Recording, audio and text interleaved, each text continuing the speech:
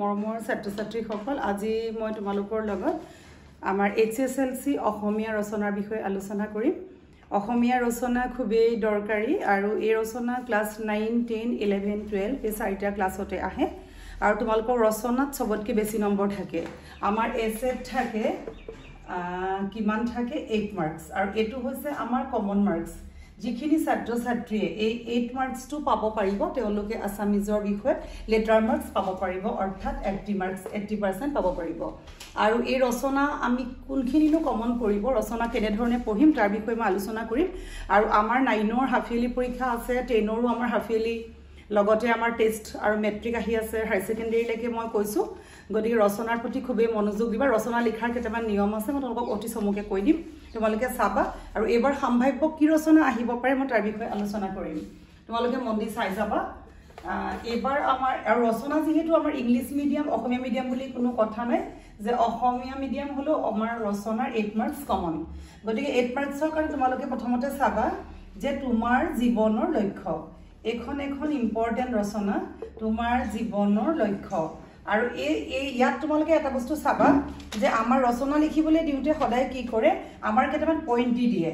Point গিটা কেনেকৈ দি দিয়ে আমাৰ ৰচনাখনতে 4টা পইণ্ট দিয়ে। তোমালোকৰ চাবা যে তোমালোকৰ কুৱেশ্যন পেপাৰ দি দিয়ে। এই পইণ্ট গিটা মানে তোমালোকে এলাবৰেট কৰিলেই হ'ল। কোনোবাই যদি এক্সট্ৰাও দিয়া কোনো কথা নাই, কিন্তু যি ধৰণে থাকে আৰম্ভণি বা মাজৰ কথাখিনি বা তোমাৰ জীৱনৰ লক্ষ্য কি, তুমি কিয় হ'ম বুলি ভাবিলা আৰু শেষটো কি, তেনেকৈ তোমালোকৰ তাত পইণ্ট 4টা দিয়ে সেই 4টাত ভৰাই দিবা 2, 2, 2, 2, 8 মাৰ্কস ভাল হলে আৰু বেয়া হলে নেপোৱা। গতিকে আৰু কেইটামান কথা আছে মই কৈ দিম তোমালোকক, মই এইটো জনাই দিলো।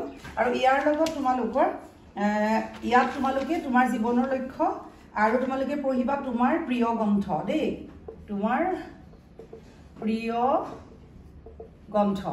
তাৰপিছতে থাৰ্ডতে আমি যাম যে মানৱ জীৱনৰ বিকাশত আমাৰ কি আছিলে বিজ্ঞানৰ অৱদান। মানৱ জীৱনৰ বিকাশত বিজ্ঞানৰ অৱদান। এখন আমি বিজ্ঞানৰ অৱদান বুলি ক'লেও যেনেকৈ নহওক বিজ্ঞানৰ অৱদান সেই একেই হ'ব। তাৰপিছত আমি নম্বৰ 4 আমি চাব পাৰোঁ যে তোমাৰ প্ৰিয় এগৰাকী সাহিত্যিক, প্ৰিয় সাহিত্যিক।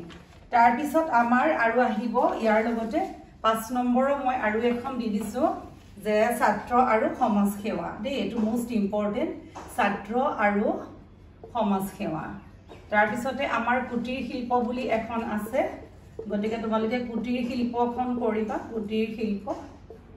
আৰু তাৰ লগে লগে আমি আৰু এখন ৰচনা আমাৰ বানপানী, বহুত ইম্পৰ্টেণ্ট, তোমালোকে আগতেও কৰিছা চাবা বানপানী। আৰু তোমালোকে দূৰদৰ্শনখন চাই থবা।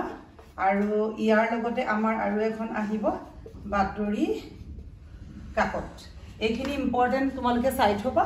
আৰু ইয়াৰ লগত মই কেইটামান নিয়ম ক'ম। ৰচনাৰ আৰম্ভণি খুব সুন্দৰ কৰিব লাগিব সদায়, পাৰিলে কোটেশ্যন দিবা। নম্বৰ আৰম্ভণি সুন্দৰ কৰিবা।